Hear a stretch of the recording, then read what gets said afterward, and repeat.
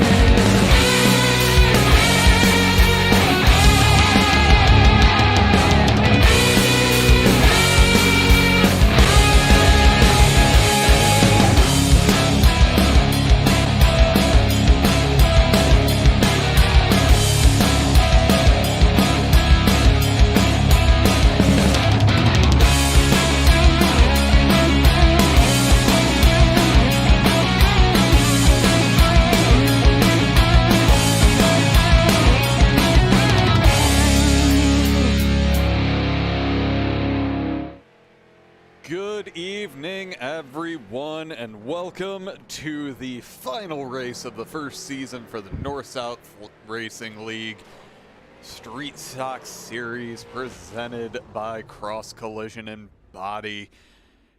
We are at Langley Speedway, a very, very short, very flat track that's perfect for the street stocks.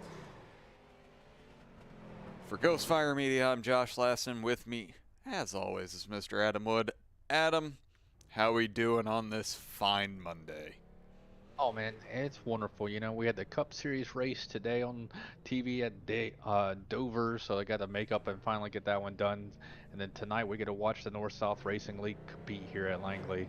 And unfortunately, I've never been to Langley, so it's going to be my first time and experience here giving a call race tonight here as we watch John Cross give the tip right there to Jeff Mathis in the number 8. I actually Langley holds a very, very special place in my heart because this is where my first win in iRacing came in these cars that we're watching tonight. It's perfect for them. I don't doubt it. It's just one of those tracks that it's an absolute blast to run. It takes a lot of skill because you don't have the banking to help hold it. It almost runs like you would take a sweeping turn on a road course. And it's another one of those tracks that you're almost never going straight. You're turning at all points in the car. What you're saying is not my type of track whatsoever because A, it's flat, and B, it's a short track. Yeah, pretty much. I will not say that I am great at this track, but I do actually love the opportunities to run it whenever I can. Because as we'll jump on board here with Will Eastman, who's deciding to avoid the proper pit exit. And this is coming to the line right here. He gets a little bit loose, but basically the second he gets to that line, he's already turning, getting onto the powering through to the wall and immediately going away from it. You got to stay low on that exit and try to get as straight of a shot off of the exit back out to that wall and rinse, repeat for about every 17 seconds. Or 200 laps around here. That's how long this race is tonight. So we're going to be here calling all the action from Langley Speedway, all 200 laps of it. And the two big storylines that we have going into the night is the fact that last week, Ryan Johnson in his 3 car, he locked up the championship as side of frame, we saw somebody die. As that was Matt Dula, and I do believe that was the 91 of Adam Gebel. But Ryan Johnson has the championship locked down at this point. But I almost did it again to where I went silent on everybody. But the other thing that we need to keep in mind is Dante Curtis and Bryan Hacker, as we're watching the 11 right now, they are dead even on points going into tonight for a second. So Dante Curtis and Bryan Hacker have to fight for every position on the track, because it's going to basically come down to it. I mean, unless they can gather some bonus points, it's whoever comes in front of the other at the end of the night will get second place here. And it's going to be brilliant because this is one of those tracks, because it's as flat as it is, it really does tend to be closer to a single groove track. But what would be most interesting to watch is the fact that if you're brave, you can put tires below that yellow line. You don't see many people doing it right now because there are people coming in and jumping off of pit road here. But during the racetrack, I mean, this is a flat track, so to speak. It has little to no banking, but the apron has no banking whatsoever. So trying to put you there, yeah, you can try and do it, but you still put yourself at risk there of getting a little loose and spinning the car out. And the other thing is these cars do have a lot of suspension travel, to where if you watch these guys on pit road and on exit, that right rear has a whole lot of load taken off of it, to where it probably dips by a solid 6 inches as they're going around turns, as we can actually kind of see how much space there is on the back of Dante Curtis's car right there. But it's going to be a fantastic night to see what these guys can do with these cars. I mean, like, they're going to be constantly turning. Like you said, it might turn into basically a one-group track around here, and it's going to be hard to make the passes that they need to make. So one little mistake is you see Matt Cook sliding into the outside wall. He just sent it in. He's just having there fun. As a time wound it up there. All right, it is time for us to go ahead and get qualifying moving. So it's a matter of who wants to be the first one to go out on track. And it looks like that one is Matt Cook, who is going to go ahead and get his lap started.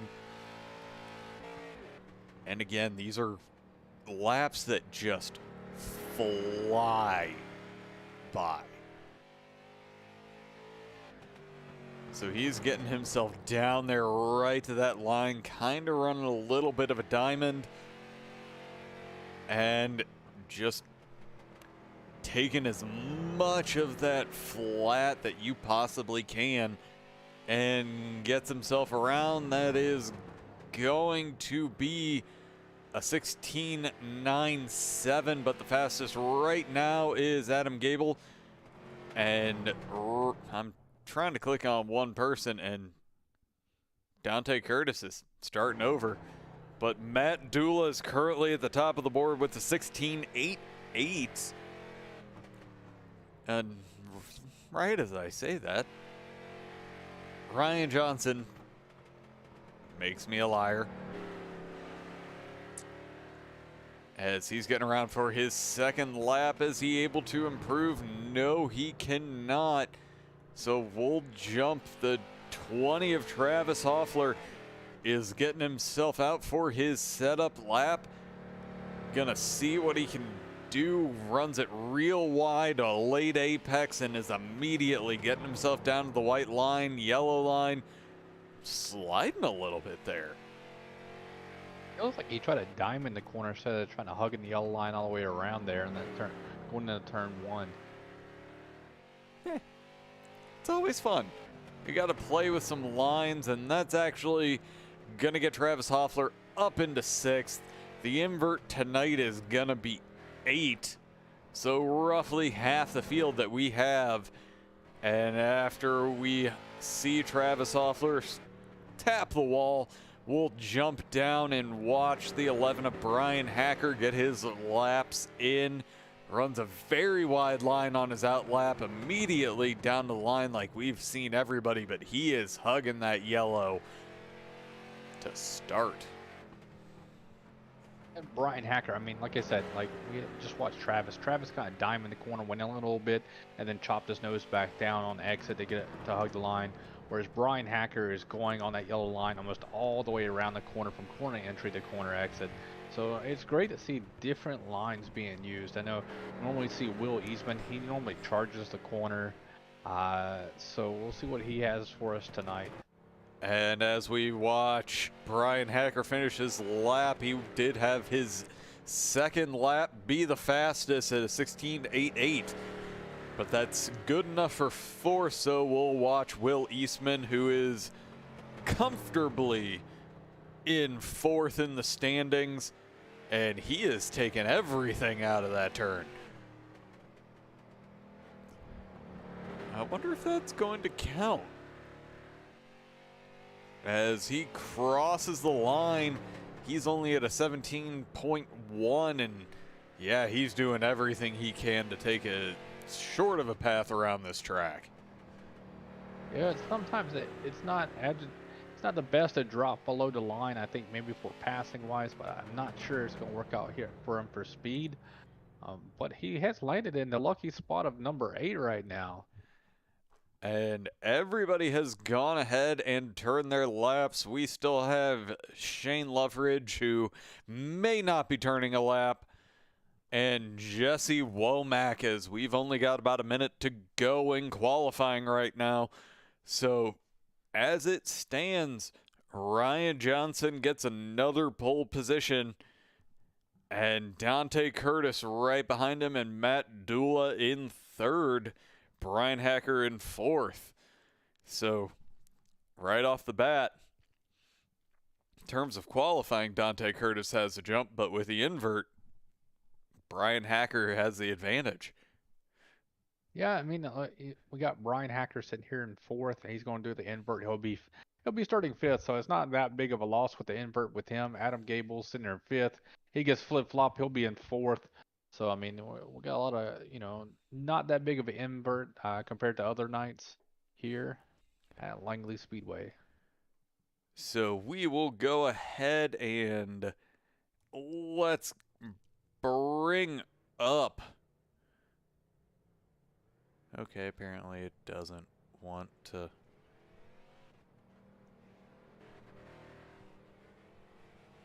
Bring that up for me, so we'll bring it up myself. All right. Our starting grid in terms of qualifying is Ryan Johnson in 1st, Dante Curtis 2nd. 3rd is Matt Dula. 4th, Bryan Hacker. 5th, Adam Gebel. 6th, Matt Cook. 7th, Travis Hoffler. 8th, Will Eastman. 9th, John Cross. 10th, Jeff Bergener. 11th will be Josh Nelms. 12th will be Dustin Shepard. 13th is Jeff Mathis. 14th will be Robbie Clavey. 15th is Jesse Womack. And rounded out the top 16 will be Shane Loveridge. All right. While these guys are getting a warm-up, despite not really having too much time off the track, let's go ahead, take a quick break before we get ourselves ready for the Nelms 200.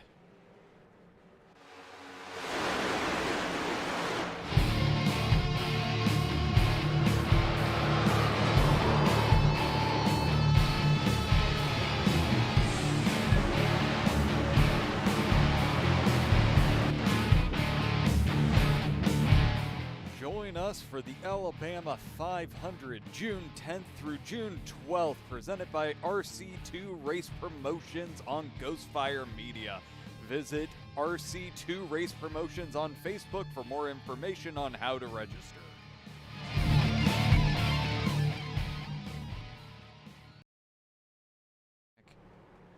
And we are back.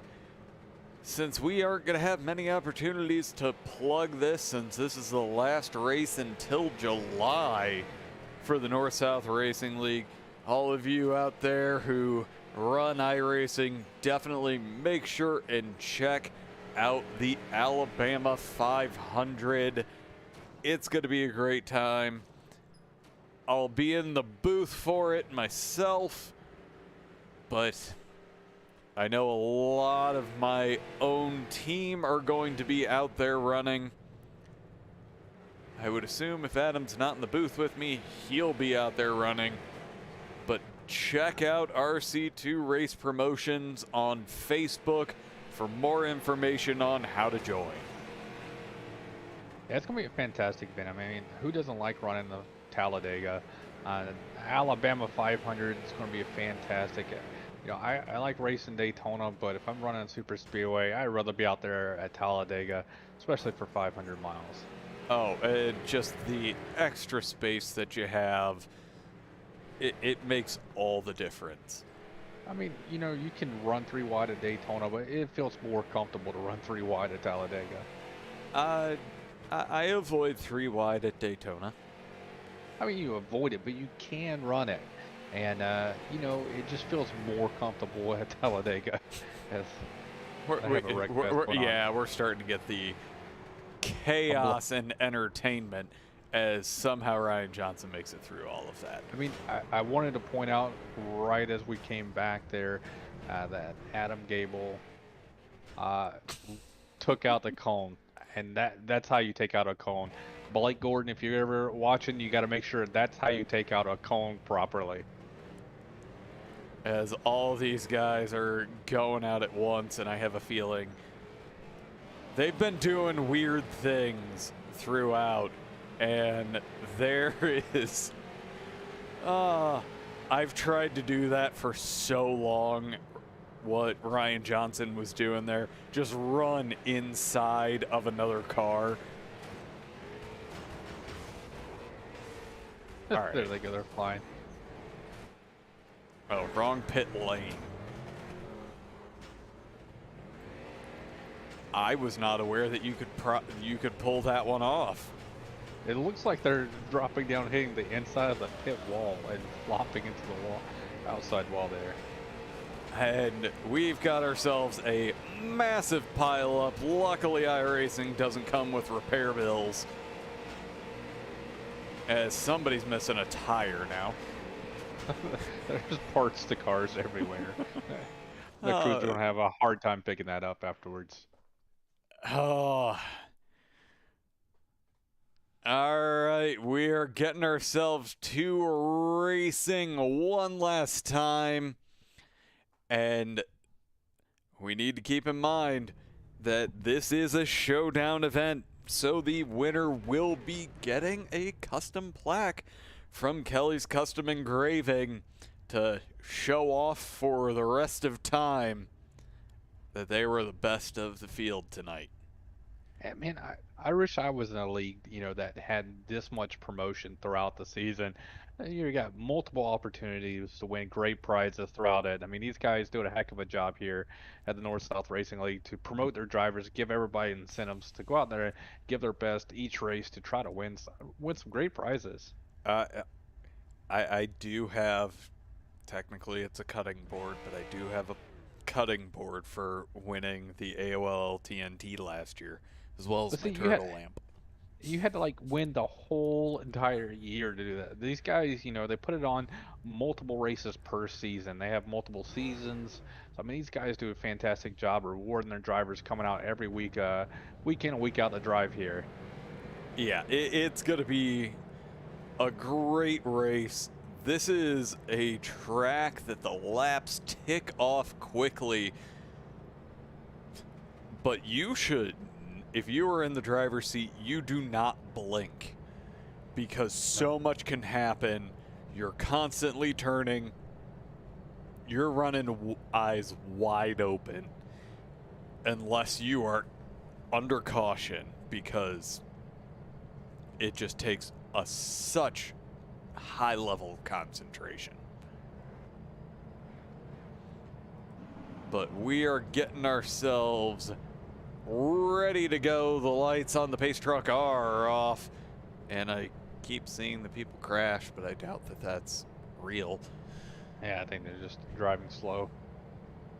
No, it's one of the weird things that we have. But we are getting ourselves racing at a great local track, and we are about to get that green flag. The field is set up and we are off. Will Eastman gets a great jump on the 20 of Travis Hoffler. Matt Cook is holding on to that low line, and that's where you're going to want to be, because the outside line is not going to be fast, but we're still seeing a good amount of side-by-side as the usual suspects trying to hold on to whatever positions they can. Yeah, right now, you just see him running side by side. Bryan Hacker right now is underneath Travis. He's doing his best to try and get him by. 20 is trying to clear him, but Dante's there. Dante's not going to allow him to drop back in. So he's going to be hung out there for another spot. Adam Gebel sitting there trying to fill that hole as well. Travis could not slide down. Adam Gebel will get underneath him, and now we got some more side-by-side action behind him. Travis is stuck out there. And we're seeing the soon-to-be crowned champion of Ryan Johnson also stuck on that outside line. You have Jeff Mathis be a gentleman and let him down there, but I got to get up to the front here as Matt Cook on the outside of Dante Curtis. Right now he has made his way up to third, but has to make his way into second because he needs that position to get ahead of Bryan Hacker for the points for the season. And Will Eastman enjoying everything going on behind him, because he has opened up a half-second lead to open this race as he crosses the line to start the 7th lap of the race. I mean, this is what, you know, Will Eastman wants to see. He wants to see Bryan Hacker and Dante Curtis kind of go at it. Let them battle and let him try to pull away right now. So these two are battling for that second spot in points, as right now, right behind them, we got Adam Gebel trying to go after Matt Cook in that 15. And he's going to have his own issues, because Josh Nelms, he's right there and trying to find his way around. Dustin Shepard right behind him. This pack, this is all separated by about a second. And again, we're seeing these guys just kind of settle in. It could turn into the tale of who's best on the tires. Yeah, I mean, you know, there'll be hard on the tires here. We're constantly going after. We'll see Will Eastman. I'm watching him up front. Started blinking out just a second. But, you know, who can save that right front the most? Because, I mean, we're constantly turning. That right front is getting abused by these drivers lap in and lap out. We're already 11 laps deep into this race. And the other problem they're going to have to battle, the track temperature is 125 degrees. Yeah, there's no favor for the. They did them no favor by having this as a day race. I mean, put some heat into these tires quickly. And that is it. But I'm going to take a quick jump to the back here as the 20 is along the inside of John Cross in the 10. Jeff Bergener he's back to his chrome beast, making his way around as John Cross just falling back a little bit. Matt Dula gets the pass done as well, but Matt Dula is a lap down and trying to make his way to the front, and I don't think he's really going to be able to get that without a caution tonight. But yeah, right now, Right now, there's no battle up front. We're still 1, 2, 3. They're all separated within the car lane, so you're not missing anything up front. Right now, the best battle is what you're looking at on the screen. Ryan Johnson, Dustin Shepard, Matt Cook right there.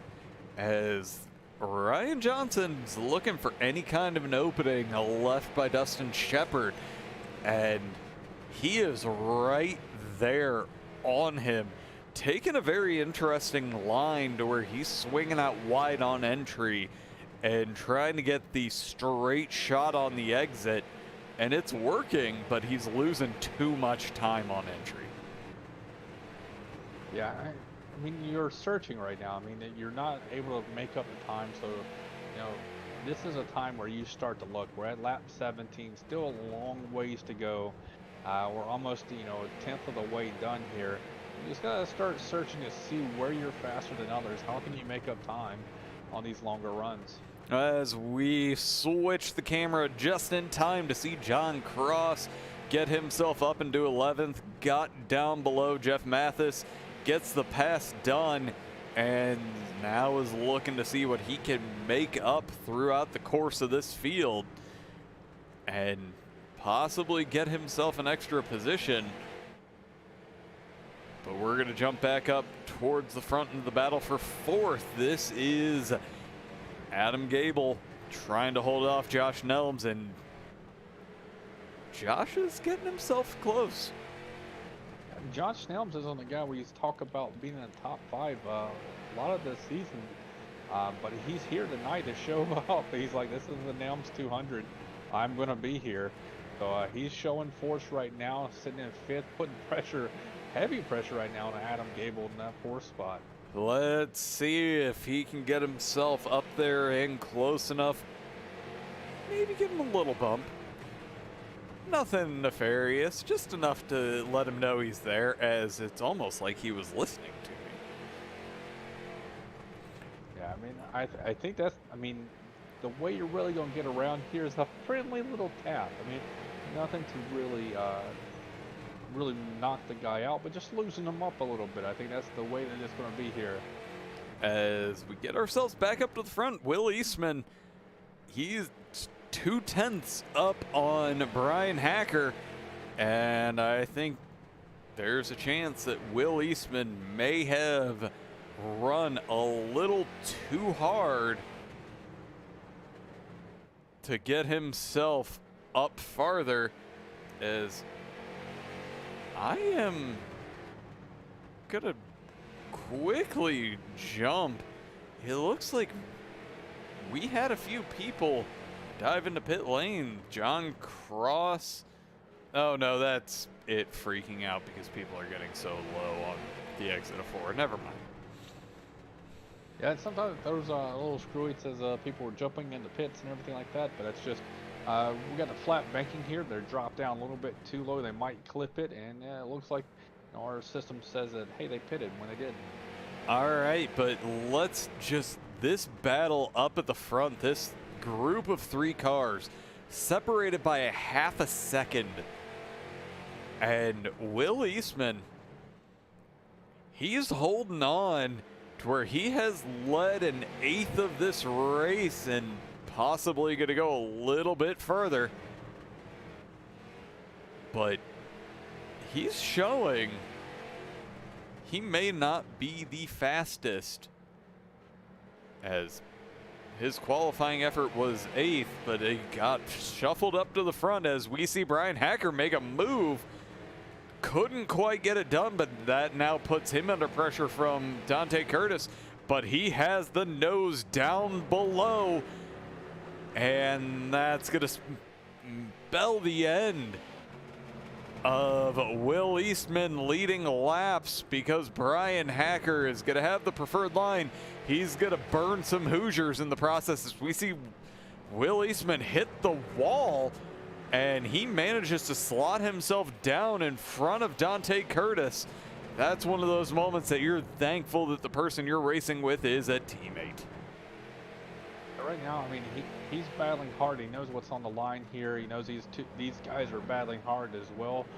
Will Eastman wants to win, and these guys just want to finish in front of the other to do it, to try and get that 2nd spot here. So Will Eastman's fighting back though against Bryan Hacker. He's dropping low here. He looks low, but it thinks twice. He's getting close though. Maybe there's something to being that lead car, and it looks like Will Eastman's a little more aggressive on entry, and that could be the difference in tires lasting the whole way through this race. As we're starting lap 34, no cautions, but the one thing we have to keep in mind, we're going to be seeing the first of our lap traffic. There's about a 4-second gap to Shane Loveridge, or no, that's Robbie Clavey, who will be the first car to be reached by this front pack. These guys are working hard right now and trying to stay in front of them. They don't want to go a lap down. They're hoping for a caution, but Will Eastman right now is still continually, he looks like he's getting a better entry in the center. Bryan Hacker gets a hell of a job off the corner right now, but Will Eastman's able to close the gap usually and kind of get right to his back bumper right before Bryan Hacker pulls away. All right, just because we were commenting on this earlier, here's the shot of Josh Nelms getting himself into fourth. Dustin Shepard just has a little bit of a bobble coming out of the corner, and that opens up the door for the 01 and then a trade. Yeah, once you get on the outside, if you can't get right back down, they're going to just pass you. You're just going to have to fall back. Will Eastman did a great job of sliding himself back in, but Adam Gebel got stuck on the outside right there. Went from one position loss to 3. And we've seen Ryan Johnson take advantage. That gets him up into 6th place, and he's putting pressure on the 89 of Dustin Shepard, who pulls away, but it's just a matter of finding your markers and survival right now, and just finding all of those battles out there on track. Is we're a 5th of the way through this race. No cautions as of yet, but we're starting to see each of these little packs close up to where we have our front 3 of Bryan Hacker, Will Eastman, and Dante Curtis. These guys have about a 2-second gap to the second pack of Josh Nelms, Dustin Shepard, and Ryan Johnson. And then 1 second back to the 91 of Adam Gebel, Travis Hoffler, and Matt Cook. And then we start to see a few guys go a little bit, as we actually see Matt Dula be the first one to pop into the pits. He towed it. He said, have a great race. It looks like he's leaving for the night. And he started having to run into the pits. And being a lap down, these guys are running it clean and just ticking the laps away. So right now, we've got a 3-car battle right now. They just won't. Nobody can get by anybody right now. They're all running very tight, and there's a 3-car battle right here. Looks like Dustin Shepard got around Josh Nelms, which then puts him behind Ryan Johnson. Follow the leader situation now. Ryan Johnson's putting the pressure on Dustin Shepard. And he's going to need to do that, because if he's wanting to get himself up into the front of this pack, he cannot be held up any longer. And there's a chance he has the better tires and should be able to chase these guys down. Again, we've got 47 laps just in the books, as he's sticking the nose down, and that's going to be all she wrote. The 03 of Ryan Johnson is going to get himself down. Has a little bit of a lockup there into the corner, but he is clear and setting his sights on closing down that 2.3 second gap up to this front group that they're starting to spread out a little bit. And right now, I got to see Dante Curtis actually got himself around Will Eastman. Will has a little bit of a tap on the wall, and that's going to throw off the corner entry and give Dante that second place.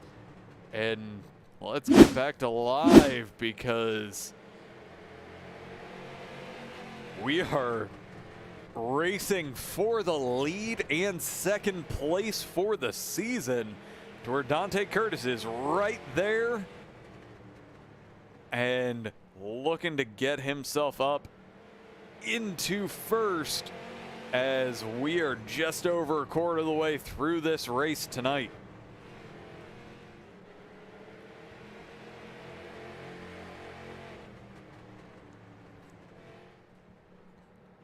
And we're starting to see exactly what I anticipated. Ryan Johnson, he gets himself clear of traffic, and now he's pulling the rest of this group along to catch up to Will Eastman and potentially getting himself up into the final podium position. Yeah, right now, Ryan Johnson's doing a heck of a job putting down some lap times. And looking at his last one was a 16.97. The leaders was a 16.96. So he's running comparable times right now. He's got, you know, I'm not sure if he's going to be able to run a little bit faster there. And Dante Curtis catching it at just the right time. Bryan Hacker relinquishes the lead, and Dante Curtis takes that next step to getting second in the championship, and now possibly running away with it all. I gotta go back because we caught that at the exact wrong time, so we gotta see what happens here, to where it looks like Bryan Hacker just doesn't quite get the run off the corner that Dante does, and that opened up the door. It looks like Dante went a little bit wide on his entry, so he got a little bit better exit there. You know, he sacrificed the entry, but he got an excellent exit, and then at the same time, you know, he just Bryan Hacker just didn't get that follow-up exit like he normally does, and that just opened up the door for Dante to get underneath him. And that's all she wrote right now. Is he pulled away about a half a second. Yeah, he is moving, and with that move done and a little bit of a gap put on there, this is the closest battle that we have. This is the 91 of Adam Gebel, 20 of Travis Hoffler, and the 15 of Matt Cook. These guys, this is all separated by about a half a second, and seem to be ready to go ahead and just cruise. The only thing we're going to have to worry about is these guys that are out there just cruising. This isn't... It could turn into about a... Oh, as we see Matt Cook get himself a little bit aggressive and gets himself down below the 20. And the pass done as Matt Cook gets himself up into 8th. Yeah, I just heard on the radio Travis saying his right rear is gone. So that's the reason why he flew up the track like that. And that's what Langley's going to do to you, because it is a flat one. All the pressure's going on the right sides as we actually get to see the 20 dive into the pits. There's actually a reasonable chance that if we stay green, doing a triple stop, or a double stop, sorry, 3 stints, might not be the worst idea. We've only lost about a second worth of lap time right now, as Dante Curtis has opened up a nearly a 1.5 second lead in first, where he is just cruising off now that he has that first place. But that 1 second difference, when you're talking only about a 17-second lap, that kind of an undercut could be powerful. Yeah, it just, it just has to play out the rest of the way that way. I mean, because right now he puts himself pretty far deep laps down by pitting like that. So you just hope the race goes green for the rest of the race to make your pit stop strategy work out.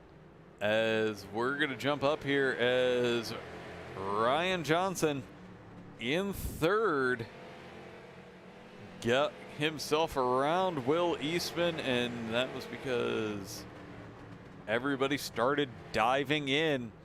It's looking like this is going to be a two-stopper tonight.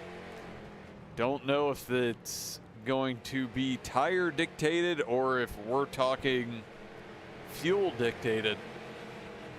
But this group right here, everybody's got tires. It's time to see everybody get aggressive and try to make up some positions. Yeah, these guys are wheeling it really hard right now. Dustin Shepard's right behind them. They're all talking to each other right now. A lot of friendly talks. They're trying to get everything situated here. But we got Dante Curtis. I mean, he is now pulled out to a 3-second gap over Bryan Hacker. He is put on the clinic since to get out there in front. Not sure how he's keeping his tires as cool, but also running these super fast laps. I mean, it's probably the dirt track experience to where you can't really push it too hard because it slides. But I would put it at that real world experience. Just the knowledge that you build up, it translates into the sim. Yep, I'm looking at lap times right now. Travis, that time actually put down a pretty good lap, but it's 17.2, whereas Dante's last couple laps are 17.4s. I mean, it's only giving him about a couple tenths over what the race leader's putting down right now with brand new tires versus 74 lap old tires. And sometimes that's all it is, and we're seeing just constant swapping amongst this second group. But here's the difference. This group is catching Bryan Hacker, and we may actually be able to see somebody else take over second. Bryan Hacker is looking like a sitting duck as we've got 76 laps in the books at this point. It looks like he might have just cooked it too much, and there's not really that much room here to let these tires cool off on a straightaway because you're just kind of constantly turning. And that's the story, is if you're not careful, if you push too hard for 2 laps, as we see the 89 get himself down below Bryan Hacker to where there's about to be a freight train run past him. And actually Ryan Johnson, being a gentleman, not running low, but he's getting the drive off the corner to get himself down below the 11. And Josh Nelms looking to follow suit. I think Ryan Johnson just missed the corner entry right there. I think trying to drop down below, he just couldn't get down to it. Had to readjust and reattack going into the next corner. And right now, Dustin Shepard looking to see if somehow he can close down the 6-second gap to Dante Curtis. Right now I'm looking, Dante's last lap was a 17.52. Dustin Shepard, once he finally got clear, he's running about a 17.63. So, I mean, they're about a tenth off of each other right now. So, I mean, we'll see what Dustin Shepard can really do. He looks like he's really got a really big gap between him and Ryan Johnson. Let's see if he can actually start putting out some more consistent lap times. And what we see, the 10 barely get into the pits right in front of this group as Ryan Johnson ruins his entry or exit of 4 because of that car. Gets himself a little bit loose. That gives Josh Nelms the opportunity to get around him. And Josh Nelms, we're going to jump back here as Matt Cook is getting past. Oh, getting a little bit close to the 11. And resumes the position. But no, this is, as we see the tire wear really start to rear its head, as Travis Hoffler on fresher tires, looking to get himself back up. As I'm trying to find him, figure out when he actually pit. Yeah, he was lap 62, so he's significantly fresher tires, but trying to get himself unlapped. I really feel like the two-stopper, if it's possible on fuel, wouldn't be the worst idea. Well, Matt Dula has reconnected to the race, and he said he's back, and he's back out on the track. So we're at 87 laps of 200. So we're getting close to that halfway mark. No cautions as of yet tonight. And with that, we're actually going to go ahead and take a quick second to hear from a few sponsors. We're just going to go side by side, and we will be back momentarily.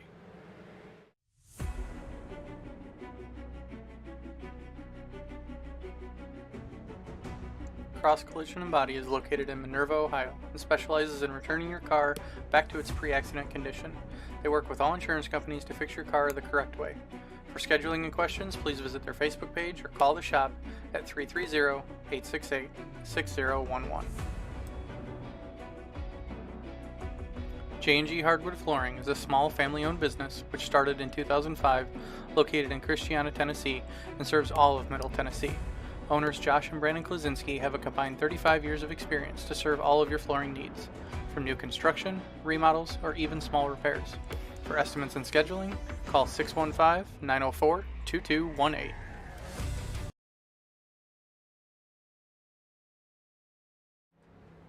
And we are back as we are starting to see our season champion. He's falling back.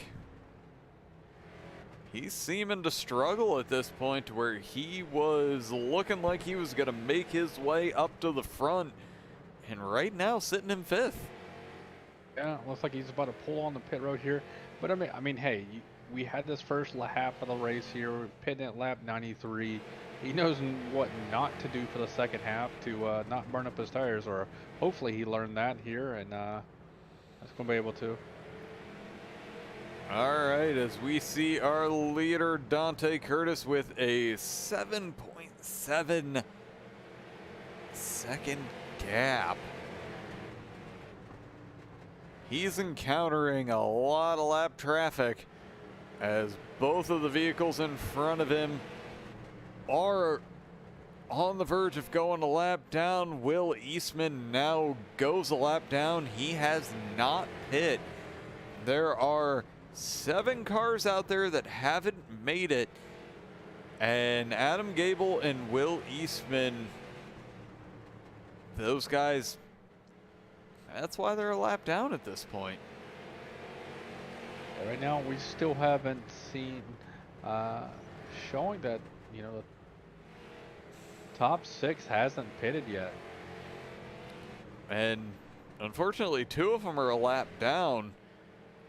But if you're able to make it to 100, and especially considering it's a nice clean race right now, you're going to want to split this as evenly as you possibly can, hoping that no one has to stop later. But with all the gaps that we're seeing across the field, I get it.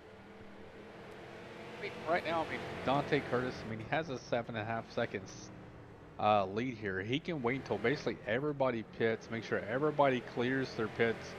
No cautions happen on the fresh tires, because if anything's going to happen, it'll be the first 3 or 4 laps after people get their fresh tires, because they're not used to the fresh tires versus the old tires on this 100-lap run they got so far. So I mean, that's what we're kind of gonna see here. Is that's when it is. So Dante Curtis can just wait a little bit longer. And we see the 3 on those fresh tires go around the 03 and get himself moving, getting one of the multiple laps that were lost because you're in your pit longer than just the stop itself is 2 laps. Yeah, right now the overall average pit time I'm looking at right now is right around 34 seconds from all these guys. So the quicker ones are low 30s. Some of the ones went to like 39 seconds just for the pit stop. But with the pit lane, you're about 42 to 50 seconds off, depending on how your pit stops. And right now, Dante Curtis, I think he's doing exactly what you said. Just roll it, wait until and see if anybody does end up losing it. As we see him dive down into pit lane now, 104 laps in, crossing the line. Finally, time to go ahead and get those tires. As listen, a little bit Josh of radio Nelms stays out, gonna get a lap lead. A little bit of radioactive going on here. Bryan Hacker goes, I don't know how to drive this thing with fresh tires now.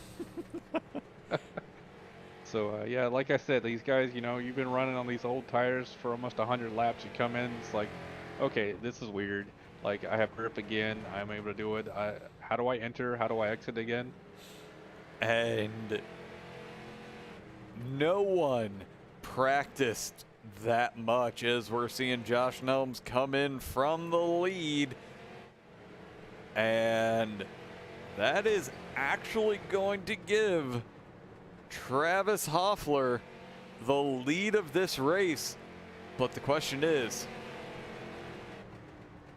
can he get around before we start to see some of these guys get themselves back out? Yeah, and Travis is going to be, he's right now 4.8 seconds ahead of Dante due to that earlier pit.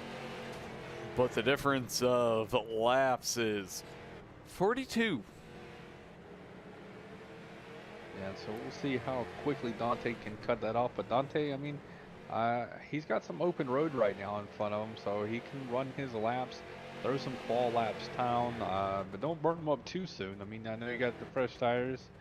I would be easy on him right now, so you have a really good long run car. And we see the 89 of Dustin Shepard get himself around the 20. And that unlaps him, so only the top 6 are on the lead lap right now.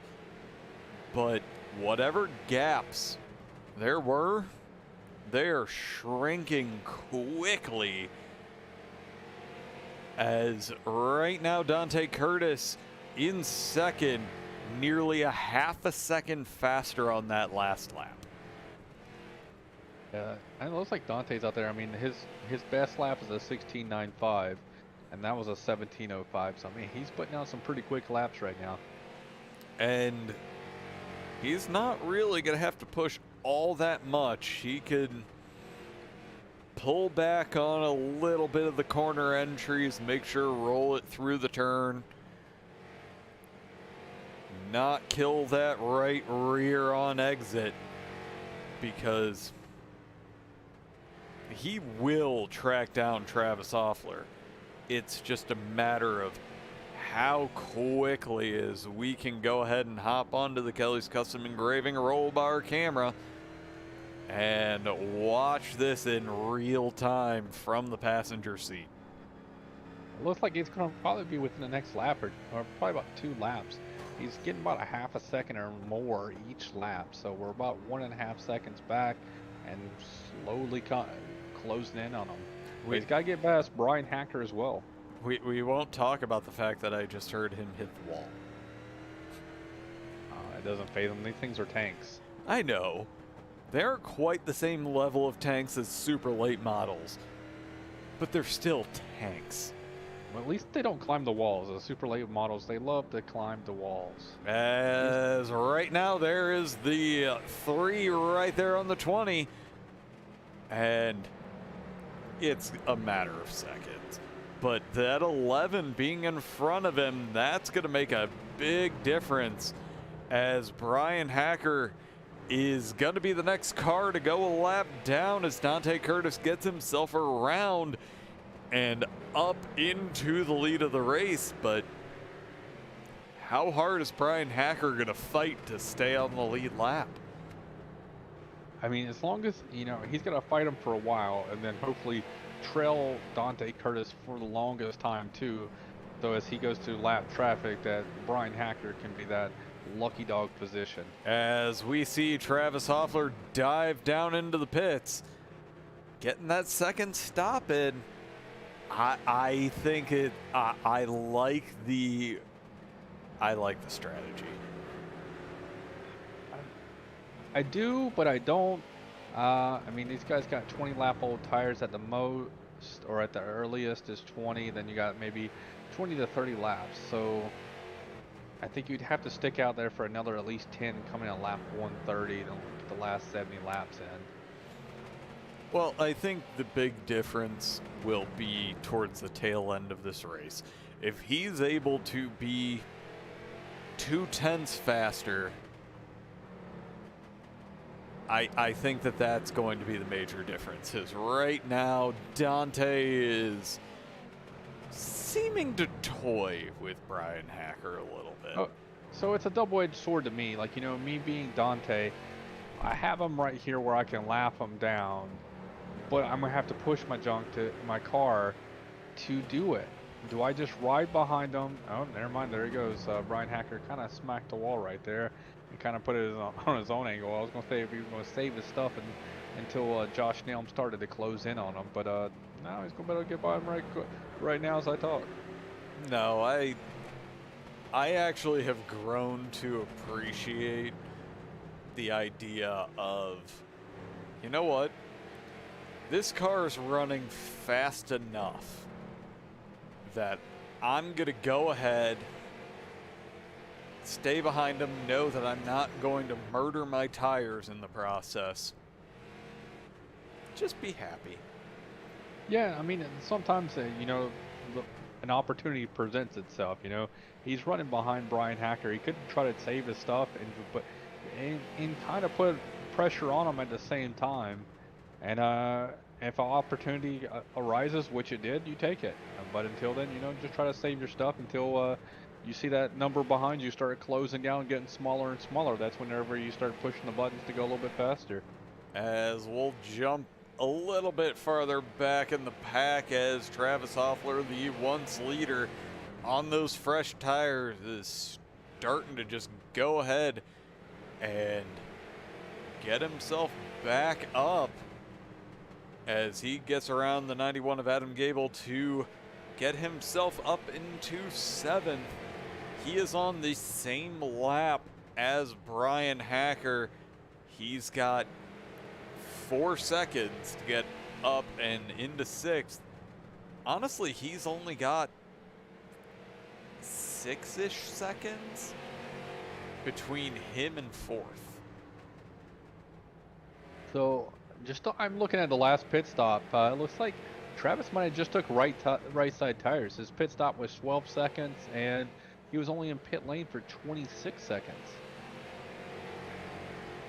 And for all we know, he learned off of that first stop that the left sides were not getting torn up, so change the rights and go. Yeah, right now he's running down Will Eastman. It looks like he'll probably get by him on this corner right here. And that's going to put him a lap farther down in comparison. So that was not for a position, just track position.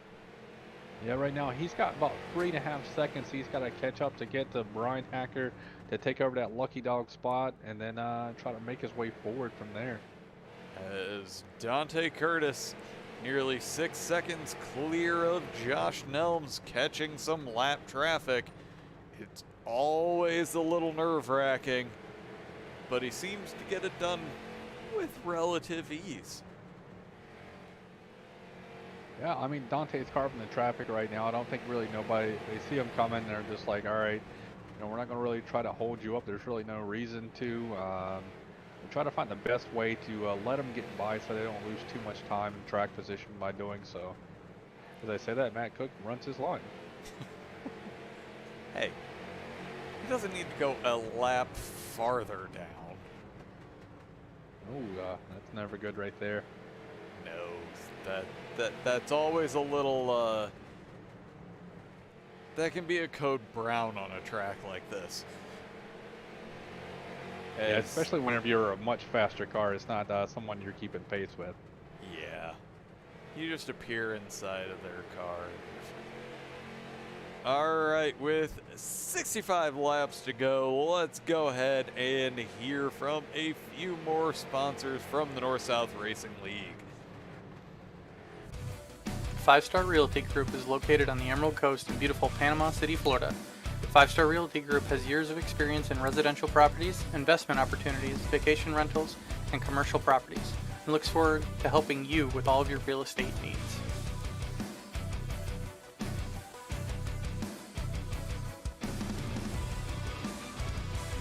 Kelly's Custom Engraving is a locally owned and operated business located in Buellaville, North Carolina, specializing in custom engraving of wood, leather, glass, acrylic, and many more materials. Be sure to like and follow their Facebook page to view all of their amazing products and place your order.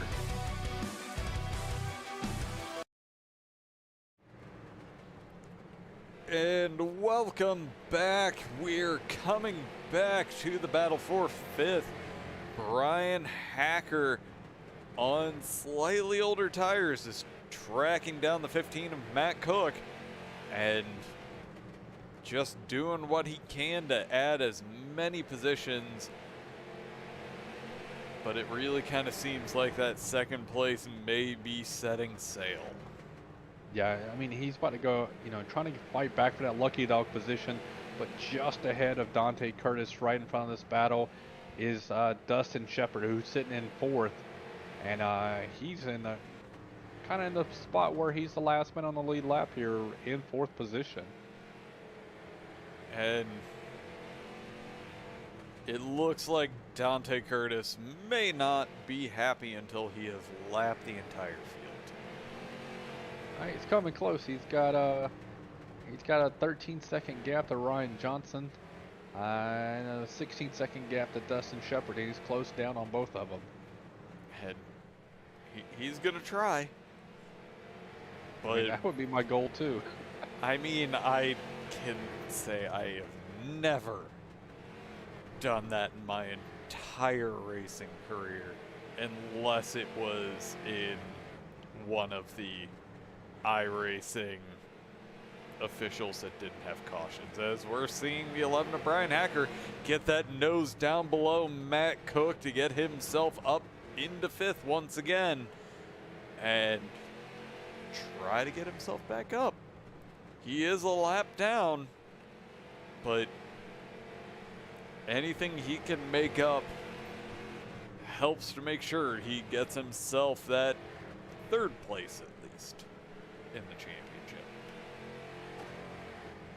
Yeah, right now, I mean, these guys are fighting. He's right now got himself in the lucky dog position, but Dustin Shepard is right there, about 5 car lengths away from going a lap down. He's going to now have to fight for his life, you know, as some would say, fight for his life to stay on that lead lap in front of Dante. Well, on the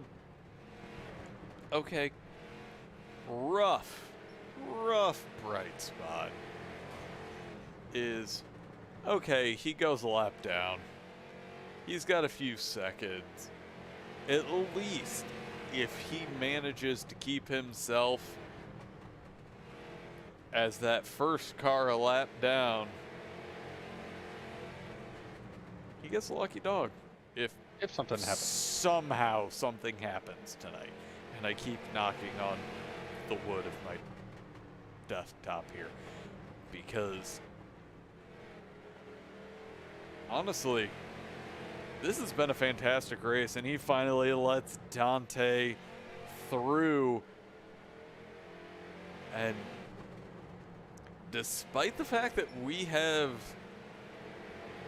normally at a race at this point that we've had 150 laps caution free, everybody's spreading themselves out. You don't really get to see any kind of racing, but here we are, 150 laps in the books, and we still see Will Eastman making a pass on John Cross for position. That is going to get him up into 9th. And these guys are still putting on a show. And right now we got the next one up is Bryan Hacker, Matt Cook, and Travis has driven down almost 2.5 seconds. He's about 0.8 of a second back from this battle. He's trying to get up there and try to gain some more positions on his 2-stop strategy. And again, these guys putting up the fantastic just laps that they possibly can to keep it interesting, for lack of a better term, keep themselves entertained out there, because nothing's worse than running 200 laps and feeling like there's nothing really to do. Talking about our race leader, we only got 3 people on the lead lap. Ryan Johnson is about 3 seconds or so away from going a lap down. So Ryan Johnson, he's running comparable laps times though as Dante is right now. But Dante's got 45 more laps to accomplish something that I can only do against the AI. I throw AI, put them on the lowest difficulty level ever, and I go out there and be the king of the castle at Bristol and just lap everybody. Yeah, I can't say that I've run too many AI, but this is, I have to commend the league to where even if we do have a caution right after I say this and I throw out the commentator's curse, hopefully by acknowledging that it doesn't happen. 157 laps caution free is amazing. As we jump back here, and this is the battle for 5th, it has become a 3-car battle. Bryan Hacker has 0.3 of a second back to Matt Cook, who has 0.3 of a second back to Travis Hoffler with those amazingly newer tires. And then there's Matt Dula that's just in there having fun. His fresh tires overall just came out of the pit road here. So that's a monkey wrench right there in this plan. And then these 3 guys right here, technically 4, are all catching Dustin Shepard. And having an absolute blast out there on track. At this point, it doesn't matter that who has the fresher tires in some of these mid-pack battles. Just go out there, run it hard, have fun. It's the last race of the season. The champion's already crowned. Just go out there and have the most entertaining race that you can possibly give yourself. Right now we got, they're doing a heck of a job right now being nose to tail right here, these 4 cars, as they slowly run down Dustin Shepard. They want to bring him into the fold and make it a 5-car battle, as we see Matt Cook finally gets a great run and underneath Bryan Hacker, and they might just run a train on him here, as they would say, put him to the back. And the biggest thing is the 20 of Travis Hoffler have significantly newer tires than everyone in this group, so it shouldn't be all that difficult. And Bryan Hacker has officially moved himself back to 7th. Matt Cook has moved up, and he's sitting in 5th spot right now. Travis is now going to start to work on him. Oh, there's no working. That is just dropping down low and getting the run to where he has that 5th place. And Matt Dula looking to just follow suit. Yeah, so now what happens, I think, you know, Travis has those 4 fresh set of tires. He should let him get by him to run down and use him as leverage to run down Dustin Shepard and follow the fresh set of tires. Oh, 100%. Just do what he does. See what you can do. Matt Dula's always been a very strong driver as we see him throw one down. Keeping All the way it down. interesting for us. And he gets himself around and unlapping himself relative to the 20 of Travis Offler. And just taking off. But we got to check in with our leader. Just an absolute, just glorious race from him. He's running a 1/10 of a second faster than second place. The next person that's up there on the board for him is only about 2 turns away, and Ryan Johnson from going a lap down to make it to where there's only 2 left on that lead lap. Yeah, I mean, I know Dante Curtis is probably pushing as hard as he can to just show out pure dominance here tonight. Once he finally was able to take over the lead here and just run away with the race. And you know what? He's had some bad luck. I've first joined getting to watch this league at the beginning of the season. I would have put my money on Dante Curtis being the champion. He had some bad luck, had some bad races, and I view Ryan Johnson as the kind of driver that I end up being. I'm gonna win some, loot, just not win some, but always strive to be that podium position. And that's what you gets try you to do. championships. That's what you try to do every week is, come out and try to hit one of those podium positions. I mean, it's great to win every race or be up there in contention or win it, but it's also great for points throughout the whole entire season to get those podium finishes. I do everything in my power to avoid being wreckers or checkers. And unfortunately, if anybody watches any of my races from this season, it's more wreckers than anything.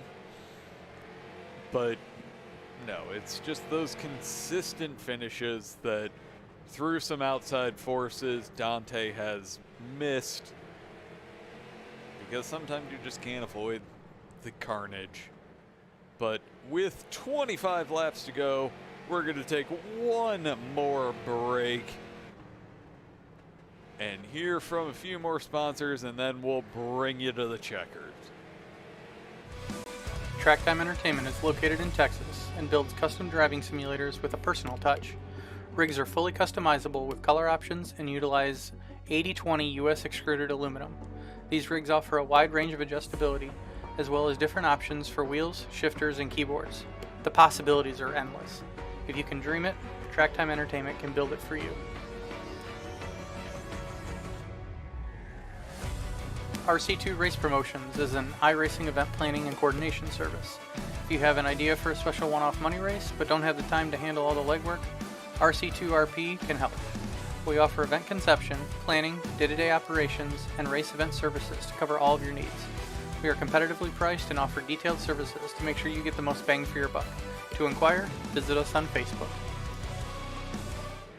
And we are back. And Adam just relayed some information to me. Dante Curtis is about 16 seconds away from being able to lap the entire field. That's 16 seconds away from lapping Ryan Johnson. He still has a long ways to go, or he's about 3 seconds away from lapping Ryan Johnson, getting to him and past him. And then he's got another about 6-7 seconds to Josh Nelms. I don't think it's going to happen.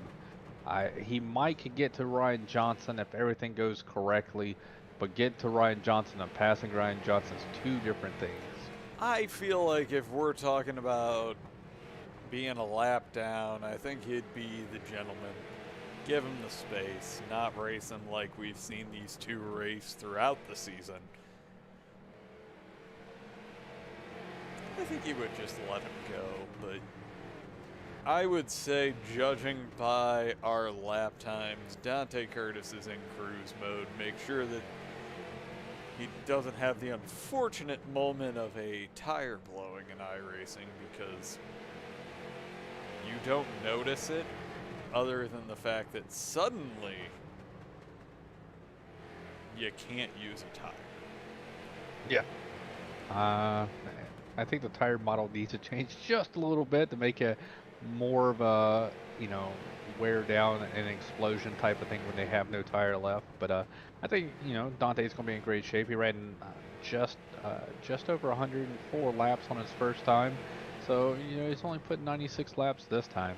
And the person that it actually worries me a little bit is Ryan Johnson, who's going to be, we make it to the end, 108 laps on the tires.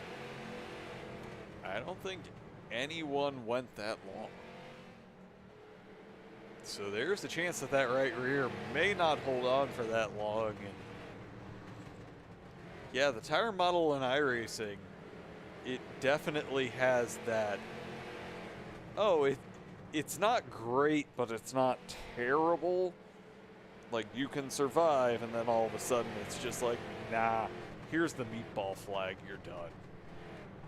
We got a good battle right now going with Dustin Shepard. Travis finally got to his rear bumper. And this is the battle for fourth, and with 12 laps to go, this is a battle of, 70-lap-old tires and 80-lap-old tires, with the added 12-lap-old tires right there behind him. As Travis does go ahead, get himself down there, and Will Eastman following him through that is going to make sure that he has an extra bit of padding. And Travis Hoffler giving the space to Will Eastman, who's 4 laps down right now from the leader. Why not go ahead and take those kinds of things? But Travis Hoffler, another one that did the 3-stopper, or the 2-stopper. One day I'll actually remember to say that correctly. But with 8 laps to go, only a lap down, and the first car a lap down. Told you it was the right move. It paid off. I mean, you start second guessing yourself in the middle of that second run, and then you hit that third one. It's like, did I make the right choice? Like, will this pay off? And with 7 laps to go, he's like, yes, I did. It did pay off for me. May not have won, but going into the race, he had qualified 6th tonight with the invert, got himself up into 3rd.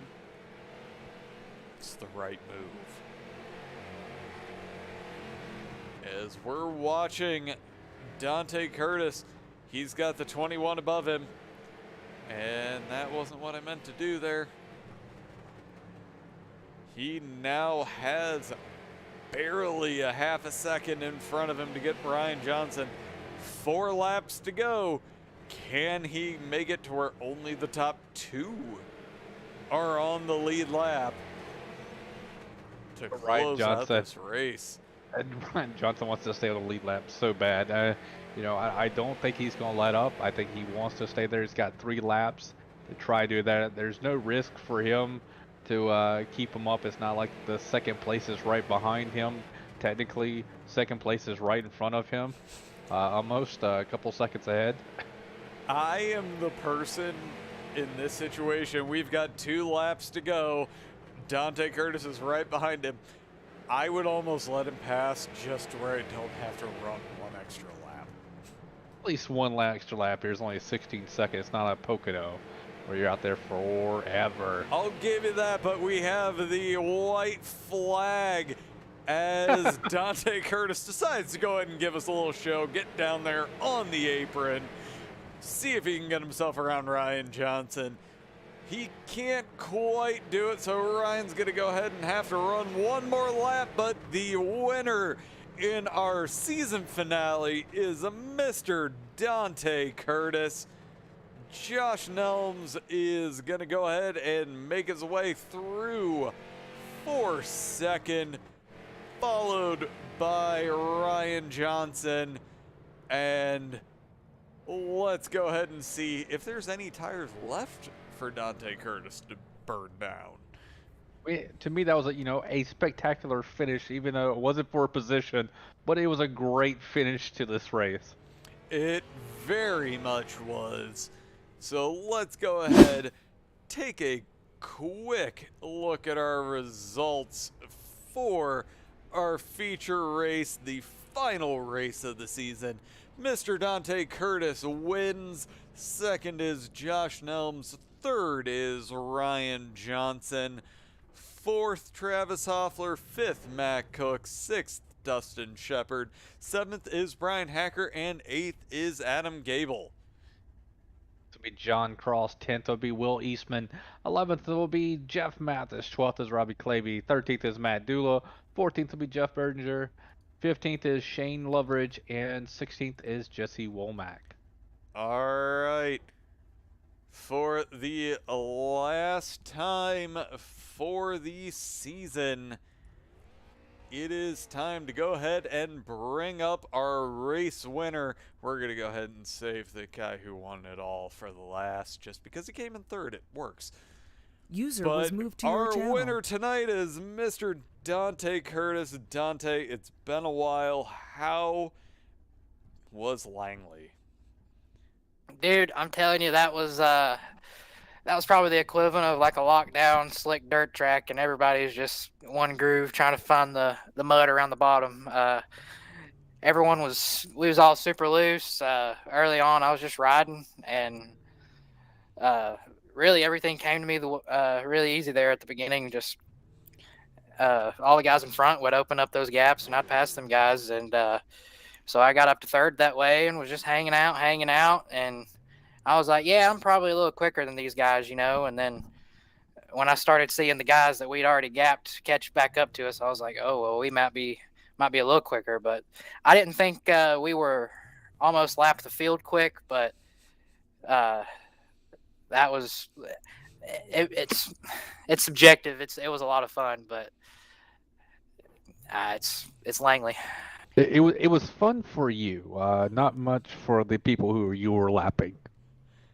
Yeah, I mean, it was like passing simulator, It wasn't really iRacing simulator, it was passing simulator. I mean, it was just a lot of lap traffic, and I mean, just that's the easiest Langley race I've had in a while. I was going to say that this is one of the most uncommon Langley races I think I have ever seen. I don't think I've ever made it out of here without a caution at least every 20 laps. Yeah, I mean, this place, the way with most other cars, the way you have to pass, it's pretty notorious for getting incident points and causing cautions and stuff. But I think what made the racing so good was we were all really, really, really loose.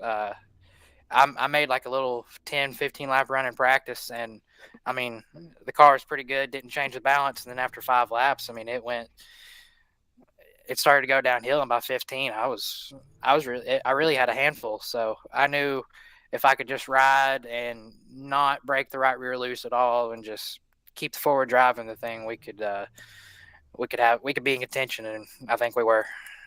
No, it was a great run. The right way to close out a season. And honestly, it also locked down second in the points for you. Yeah, after I was kind of demoralized after how the last couple of weeks have been. I mean, it's been a long time since I've been up here and got to talk to you, and I don't know what has happened, but ever since, I guess it's just karma maybe, but I mean, I didn't do anything. So, but after Thompson, it's been all downhill. And I mean, congrats to Ryan. I mean, he did what I used to be able to do, and that was just get top 3 just every single race. And I mean, he podiumed us all to death, and that was I mean, congrats to him on the championship. That was a lot of fun. I was really worried about Bryan there in the points battle because early in practice he was really quick and didn't qualify that good. But I remember the last time we was here, I won the race, but Bryan probably should have won it, but I just blocked my ass off. So it was really good. It was really good. I was about halfway through the race, and I'm like, oh dang, we're up to lapping fifth here. Never had that happen before.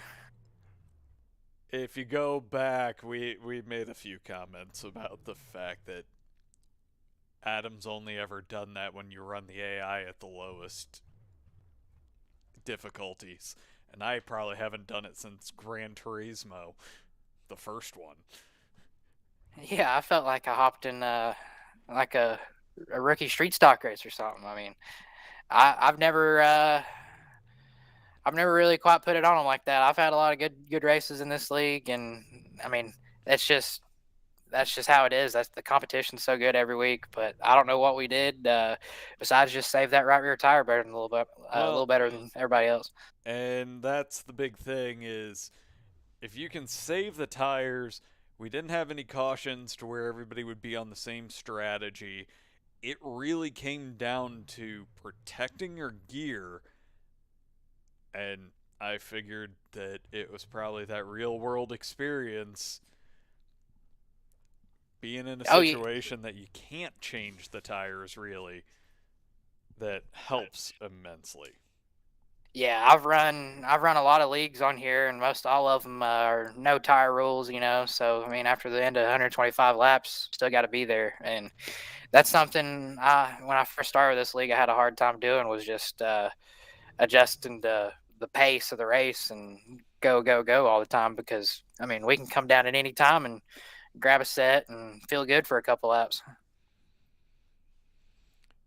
Yeah, I mean, I've been through a lot of leagues like that as well. So I mean, it's give or take. I mean, having a tire set rule or no tires, depending on what type of car class you're in, is always good. And sometimes it's nice to get those 4 fresh tires underneath you. But it's one of those things where you got to take a chance and try to learn a different way of racing because of that type of skill set of you need to learn both the sprint and the long run car. Yeah, I think if the tires were this big of an issue at all the tracks we go to, it'd be a lot better, and especially if we didn't change tires. I mean, that's why I like this league is you can like 13th place. If I run 13th place every week, I mean, I'm still doing like really good against these guys. I mean, there's a lot of competition in here, and with the tires, it really equalizes out. But I'm sure if we go to 125 lap races, no tires, it'd probably be on. No, it was a great run, a great way to close out the season. Another plaque to add to the mantle, and look forward to seeing you hopefully in July. Yeah, I just got to thank a couple guys real quick. First off, got to thank all the guys that put this league on. I mean, there's 7 of them. I'm sure I'm going to leave out somebody, but Jesse, Robbie, Dustin, Justin, Brandon, Phillip, Jeff. I mean, they give us a great place to race every week, and really thank them for that. Got to thank all the guys back at DCD Racing. Devin, Dustin, Brandon, Phillip, DJ, and got to give a thanks to all the guys that race against every week. I mean, this was good to go 200 laps, and just got to give it up to all the guys at NSRL After Dark. Hope they appreciated that ass kicking, and hopefully we can come back next season and do it again. Sounds like a plan. It's been a pleasure for the past. Oh, and thank you guys for a good broadcast every week. It's y'all done a really good job and kept up with the league, and really thankful to have you guys here. Oh, it's our pleasure because love watching racing, and the entire season has been more than exciting to get to call, let alone watch it. Yeah, hopefully see you guys next season, though. Yeah, we'll hopefully see you then, and enjoy the finale win.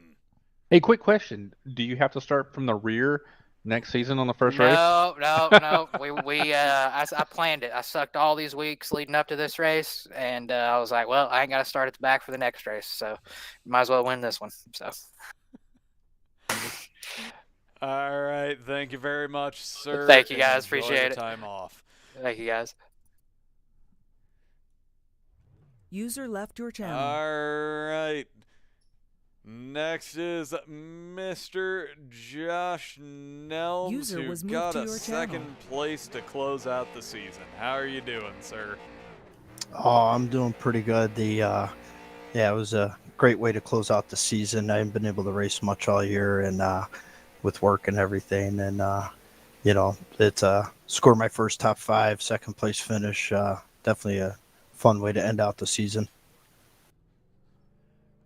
Had to do a lot of conservation tonight, and both you and Dante pushed it a little bit farther into the second 100 laps.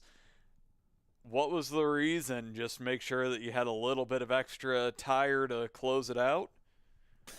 Yeah, when we started running, I felt like I was starting to run a little too hard, and I gave up a couple of positions to Ryan and Dustin, and I backed off a little bit and just started riding. Well, then they started getting a little loose, and was able to get back by them. And then I realized, okay, I'll just split this race into a half. Well, then I came down the pits, took my tires, and then I'm like, well, I clicked my fuel. And then when I came out, I realized I was about 8 laps short. So I had to really go into fuel conservation mode there towards the end. And I'm not sure I had anything for Dante. It was a great win. And, these guys in this whole North-South Racing League, they're fantastic. Everybody helps each other out. And, to be able to run that good with some of the best caliber guys in all of iRacing is pretty cool. I got you, man. Yeah, like I said, I was saying that we don't really typically see your name up in the top 5 all year long, but I mean, you did a fantastic job tonight keeping your name up there in conversation and trying to get your name out there. So you did a fantastic job. It sucks that you had that problem on the pit road there. Maybe you would have been able to get a little bit closer there and not being teetering on going a lap down right there near the end. But I mean, to finish second here on an all green flag run, you did a heck of a job saving your tires throughout that first and second run. Yeah, thanks. Yeah, when we came off the pit stop, I was able to cut about a second into Dante's gap, and then I started looking at my fuel, and I'm like, yeah, I'm not going to make it. The only way I can do it is just, conserve second place, and this is obviously good tune-up. Got a 200 lap enduro coming up this Saturday, so this will be a good tune-up for getting 200 laps in. No, we didn't get to see much of you out on track this year. Well, this season, I should say. But when we did get to see you out there, didn't really get a chance to talk to you too much, but it's always great to close out the season. Wins better, but still a podium is nothing to scoff at, and I have to congratulate you. I truly appreciate it. Putting on the broadcast for us. I share it every time I get a chance to race. I have some friends that watch, and they'll pick on me the following day. So I guess they don't have anything to pick on me for tomorrow. They'll find something if they're anything like my friends. Yeah, I have a history of real racing. I had some races where we ran out of fuel leading the race. And so they'll pick on me that I shorted myself on my fuel stop. They won't know that unless they listen all the way to the end of the interview. Before that, they're like, "Man, he did a fantastic job." Yeah, no, I truly appreciate it. Got to thank my sponsors that are on the car: McMahon Transport, Blue Demon. This car was designed by Dante for me. So good win to Dante. Congrats to Ryan on the championship. No, it was a great run. We look forward to seeing what you have for the rest of the field come next season. But we'll let you get to celebrating, and enjoy some time off, and we'll see you in July. Hey, thanks again, guys. Yep.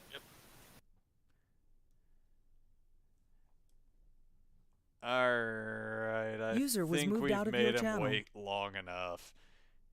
User was I moved to your guess we can channel. talk to the season champion. Do you want to? Are you sure? I think we've talked to him too much this season. We should just go ahead and skip this interview. Oh, so you wrapped it up last week. You go out there just to show up, and you finish as the last car on the lead lap and also happen to finish on the podium. Oh yeah. Yeah, I was fighting for my life there just to try and finish on the lead lap because I'm not 100%, but I think I completed all the laps this season. At least I hope I did. Yeah, trying my best. I didn't want to let Dante get that one in at the end there. It was a close battle. I believe that you said "get out of here" on that last lap there as he crossed the line.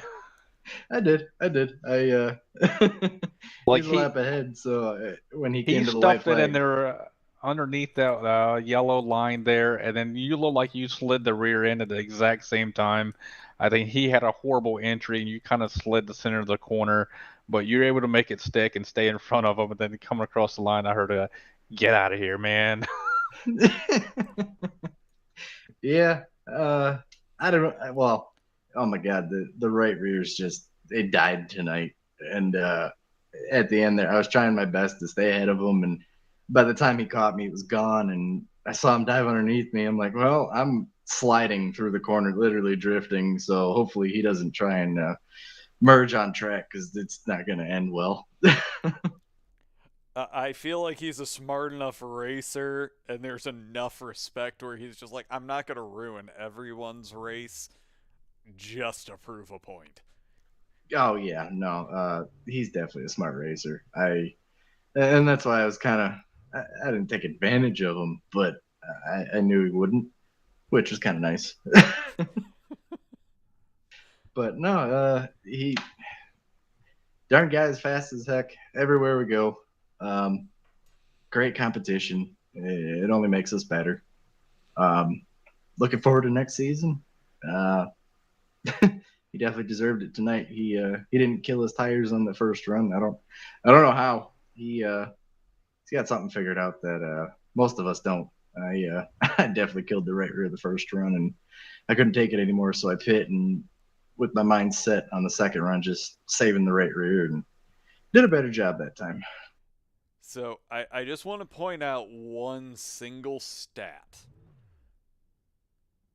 For the entire season, you were the only person to finish in the top 5 for every race. Consistency is key, my boys. That's all I got.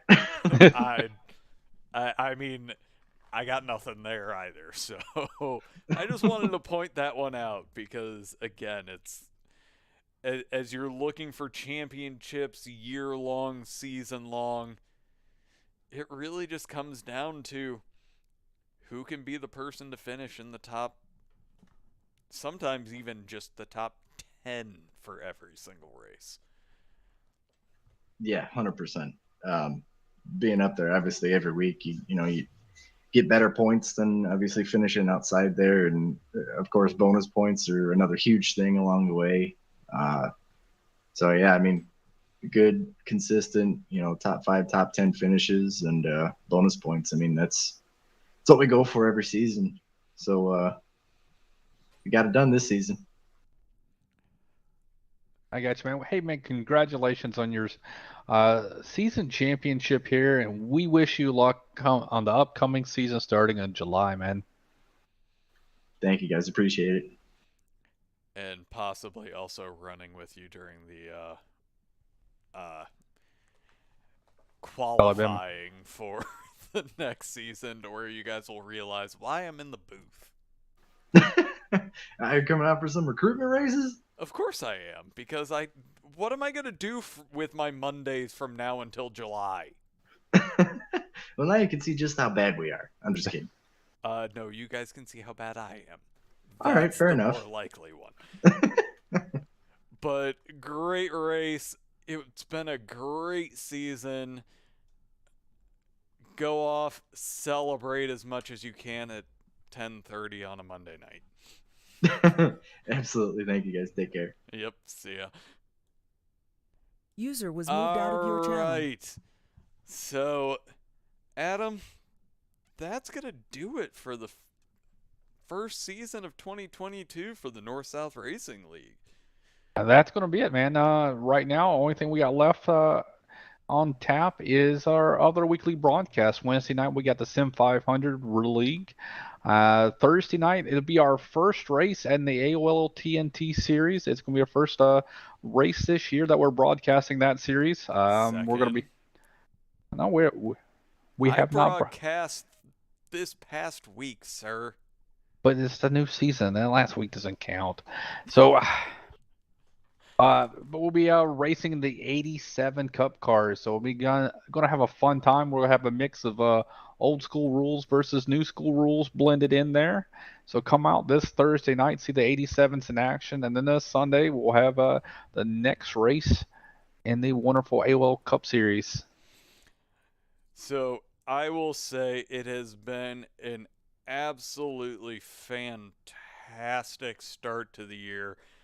The North-South Racing League has put on some of the best action that I've had the opportunity to call.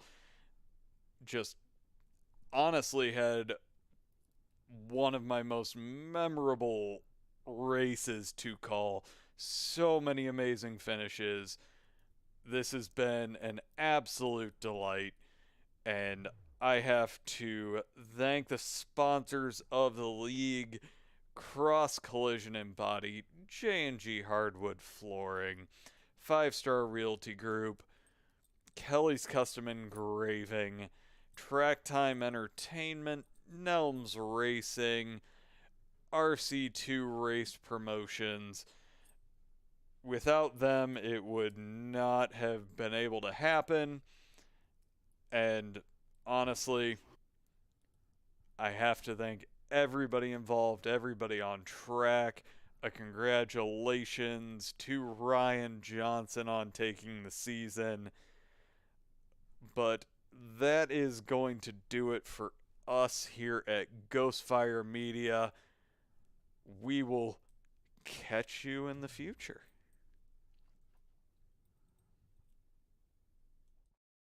Thank you for watching iRacing on the Ghostfire Media Network.